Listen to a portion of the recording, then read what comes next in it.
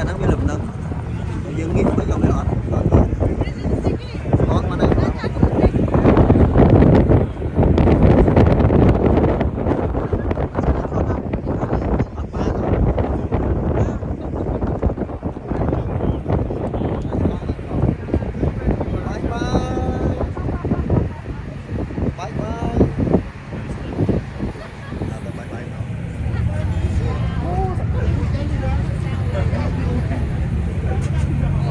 tao với nhoi tươi mà cha ơi tao với nhoi ở đây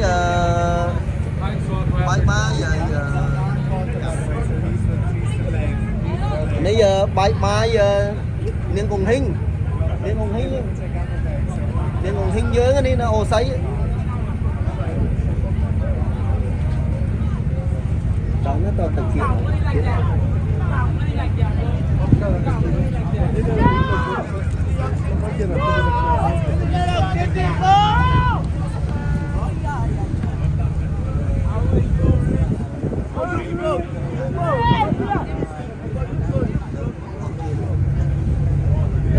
On behalf of the National Park Service, once again, welcome aboard. Our next stop will be Ellis Island. We are embarking on a journey of great historical significance. Ellis Island was the principal gateway for immigrants arriving into the U.S. between 1892 and 1924. Our current course recalls the voyages of approximately 12 million American immigrants. They passed through these waters on their way to Ellis Island and a new life. By the time they reached New York's busy harbor, they had already spent weeks at sea, usually on the small, overcrowded steerage decks of massive steamships.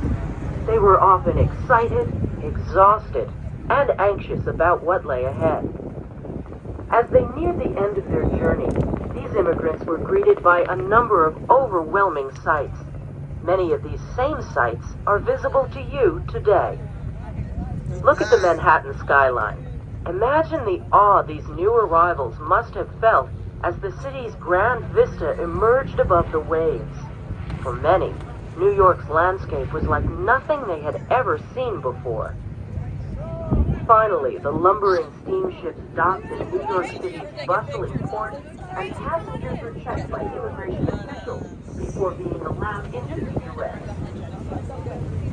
Prior to 1892, most immigrants passed through Castle Garden, a former military installation now located in Battery Park at the tip of Lower Manhattan.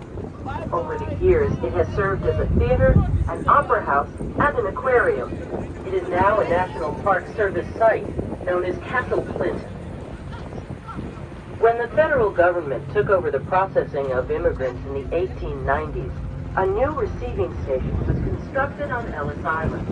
By the beginning of the 20th century, thousands reached the island's shores every day.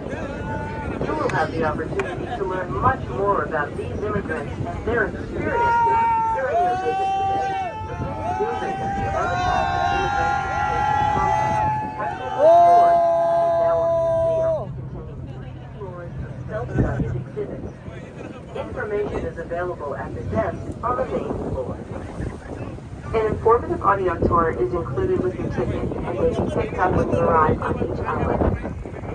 It includes a 30-minute Statue of Liberty audio tour and a 45-minute audio tour of the Ellis Island Museum. Food and gift services are available both aboard this vessel and on the main level of the museum.